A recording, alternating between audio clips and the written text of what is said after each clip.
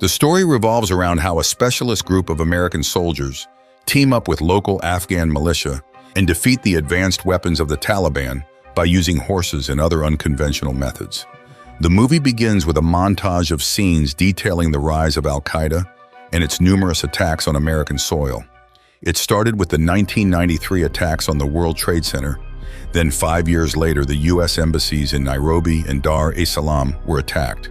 But things really took a bad turn when on the 9th of September 2001, al-Qaeda assassinated Ahmad Shah Massoud, the leader of the Afghan Northern Alliance. Massoud was the last opposition to the Taliban's power in Afghanistan, and with his death, the terrorist group had full control of the nation. The scene abruptly shifts to the 11th of September 2001, when Mitch Nelson, a U.S. Army captain, is moving into a new home with his wife and daughter in Kentucky. The couple is excited to start a new life and happily talks about their new fireplace while working on unpacking their numerous boxes. Just as Mitch readies his daughter for school, they hear the breaking news regarding the 2 hijacked planes that were flown straight into the World Trade Center in New York. Elsewhere in Kentucky, a group of soldiers are going through rigorous training in the Cumberland River, led by Chief Warrant Officer Hal Spencer.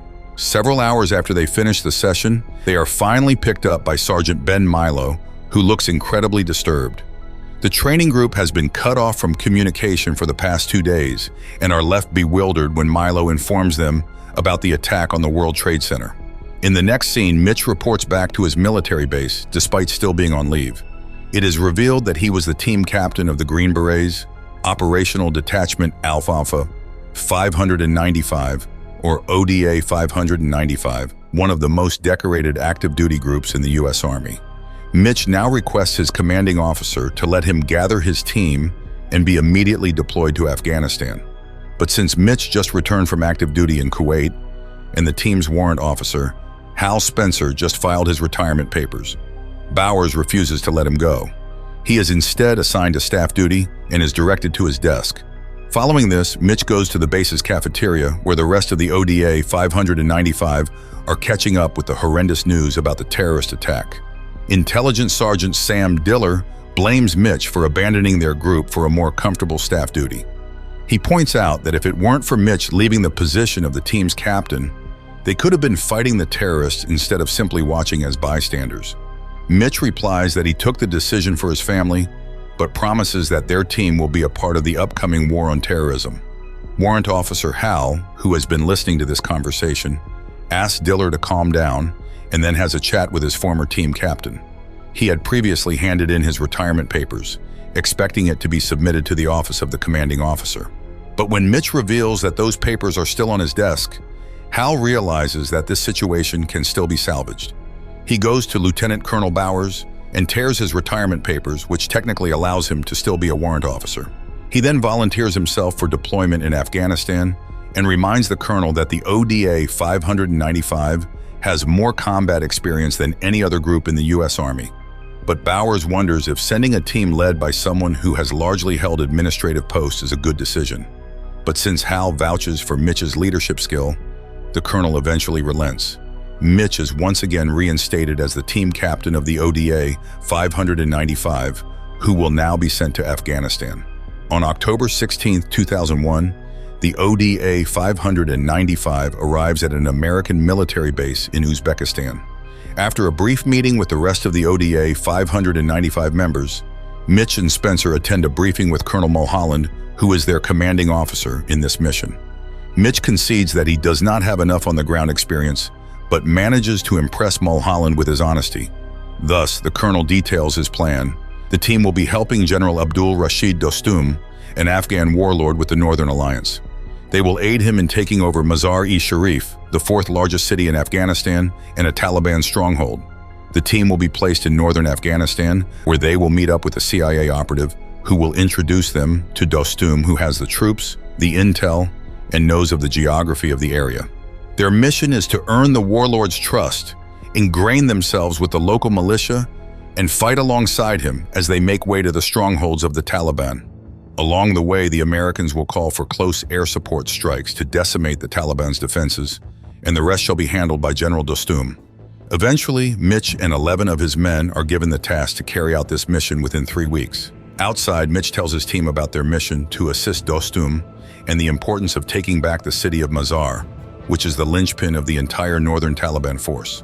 Late that night, the 595 are picked up and dropped around 40 miles south of the city of Mazar. They land safely, but realize that their contact has not yet arrived. Minutes later, they see two armed men walking towards their general direction and mistake them for enemies. Soon afterwards, a lot of local fighters arrive at the spot and have a tense standoff with the American soldiers. Fortunately, their CIA operative is with the Afghan group and immediately communicates that they are friendly forces. Some of Dostum's men are understandably upset with Mitch's team, and they're off to a rocky start. Nonetheless, they hike to a place nicknamed the Alamo and set up camp. There, the CIA operative shares information regarding the current situation of the Northern Alliance. 3 separate militias are still fighting against the Taliban, one led by General Dostum, another by General Atta, and the last one by General Mohaqiq. All 3 of these groups do not see eye to eye and would rather kill each other than fight against the Taliban. A few hours later, Dostum arrives at the base on horseback along with his men. Mitch goes to introduce himself, but Dostum mistakes Hal as the captain of this team. Later, during a strategic meeting, the 595 offers a bottle of vodka to Dostum, who readily takes it. The general then opens it up, smells it before speaking in perfect English and drinking from the bottle. A surprised Mitch tells him that he was informed that he doesn't speak English. Dostum merely shrugs and answers that he didn't speak English to the CIA operative because he didn't feel necessary to do so. The warlord then ignores all their talks and asks for the bombs they were promised. Mitch promises that they'll bring the bombs and necessary air power to him, but he needs to point to the exact location of the Taliban first. Still thinking that the older-looking Hal is the team captain, Dostum asks why a young ripe man like Mitch is speaking. Hal clears the air by revealing that Mitch is indeed the captain and has every right to talk. In response, the warlord claims that he knows very well that Mitch is relatively new to on-ground combat. Mitch smiles and tells him that if he wants to see Mitch kill, he should take the 595 to the Taliban stronghold. As if waiting for this cue, Dostum readily agrees to lead them to the nearest enemy camp.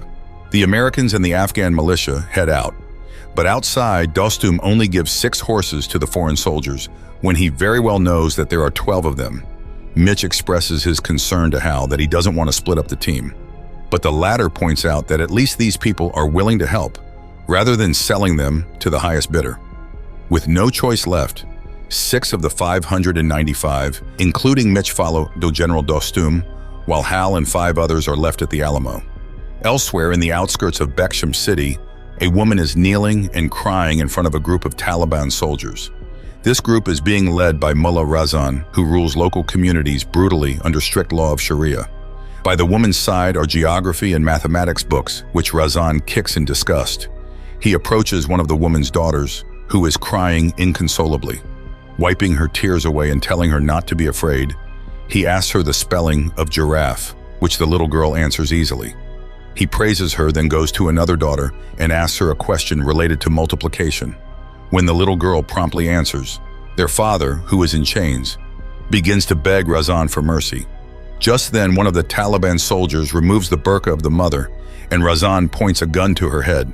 He kills her in front of everyone, reminding them that no girl over the age of 8 should be educated under the Sharia law. In the meantime, Mitch, Dostum, and their men reach Kobaki Caves, which will stand as their headquarters. Vern Michaels, the ODA 595's chief communication officer, comments that they are out of range with their comms. This means that they won't get any signal unless he moves up to a plateau to try to get a better contact. Just then, Dostum comes out and passes a comment that Mitch's team have slowed the whole operation down, and thus they will attack the Taliban in the morning instead. At nightfall, while unwinding, Mitch asked Diller if he noticed how quickly Dostum's men got ready when he called them to travel. He guesses that the Taliban won't be much different and will be prepared for a quick response against any incoming attack. Later, Dostum asks Mitch why the American soldiers are standing guard when he has his own men protecting them. Mitch clarifies that his men are standing with him, not against him. The Afghan warlord disagrees, pointing that they are his guests, but Mitch refuses to budge as these are his senior's orders. Offended, Dostum comments that the difference between him and Mitch is that the captain answers to a lot of people, while he only has to answer to God. The following day, the convoy finally reaches the outskirts of the Taliban-occupied village of Bashkam. Dostum points out Razan's group, but Mitch explains that he needs to be close enough to give the exact coordinates so that the bombs can be dropped at the right place. The warlord refuses, telling him that moving any closer would be too dangerous. He goes further, saying that 500 of his men can die before one American gets a scratch, because if an American dies, their government pulls out and everyone loses the war against the Taliban. When Mitch expresses his doubts whether or not those are Taliban soldiers, an irritated Dostum takes out his radio and directly contacts Razan.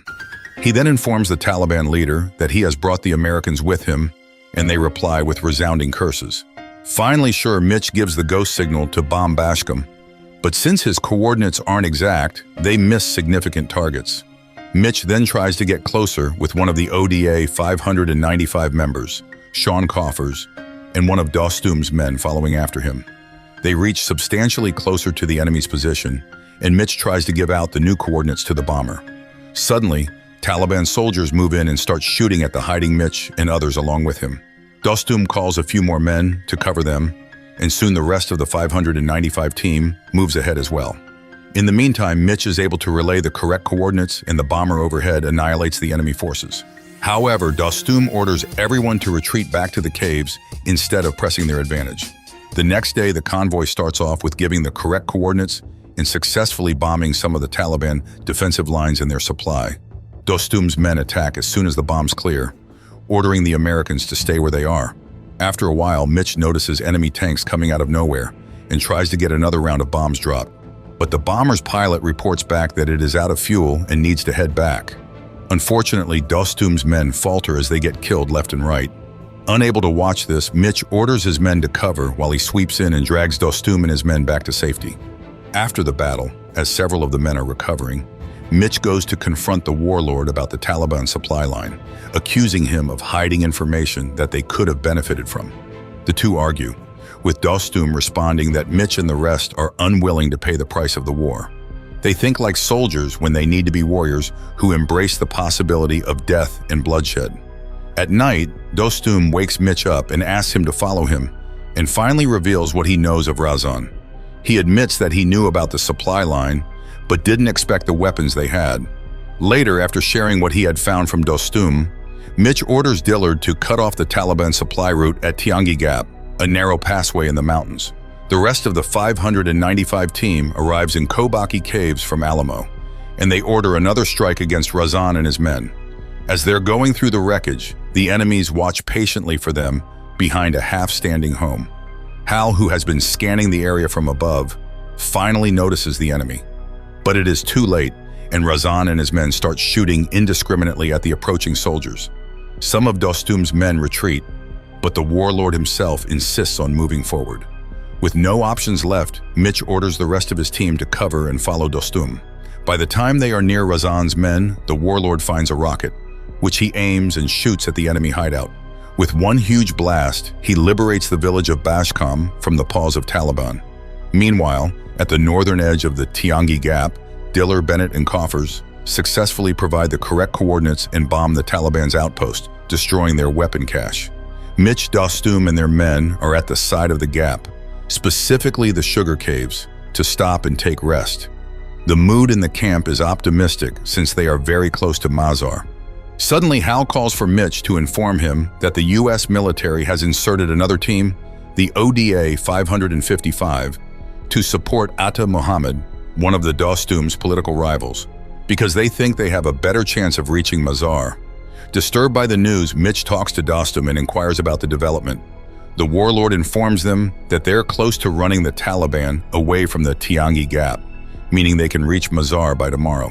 Despite knowing how Dostum may react, Mitch still tells him about the teams assisting Atta's militia, but the warlord sees it as a betrayal. Mitch tries to tell Dostum his plans to ensure their victory, but the warlord is too focused on the fact that Atta may reach Mazar first. Mitch declares that he'll continue with the attack without Dostum and his men. Dostum is furious and his men promptly abandon the 595 to their own means. The following day, the Americans move ahead with their plans. Hal and another ODA member, Scott Black, are stationed at the eastern flank, where they will call for airstrikes. Soldiers Milo, Jackson, and Essex are stationed at the western flank, while Diller, Coffers, and Bennett will cover the enemy's northern flank to block reinforcements that may come from Mazar. Meanwhile, Falls and Michaels cover Jones and Mitch from their sniper position on the southern flank. They start with an airstrike targeting the numerous tanks and decimating much of Raza's forces. But before Hal can give out the new coordinates, a group of Taliban soldiers comes up to them, carrying white flags. They're unsure if the men are truly surrendering or they have a trick up their sleeves. Hal tries to talk to the group when a man yells and releases the pins of the grenades attached to his vest. Unfortunately, those on the northern flank are also discovered and under heavy attack. Things aren't looking great for the team when, out of the blue, Dostum's men return. But the series of bad luck continues as the entire southern flank is hit with a couple of rockets. On the other hand, Hal is badly wounded and needs immediate medical attention. They need to target the Taliban BM-21 rocket launcher, which has been causing havoc, or they'll get another bad hit again. With no choice left, Mitch leads the charge towards the BM-21, with Dostum's men following after him. The tides turn and the 595, along with the warlord's forces, begin to take control of the battle. Facing certain defeat, Razan tries to flee, but his car accidentally falls into a ditch. Dostum, who has been tracking him the whole time, walks up to him and shoots the Taliban leader in the head.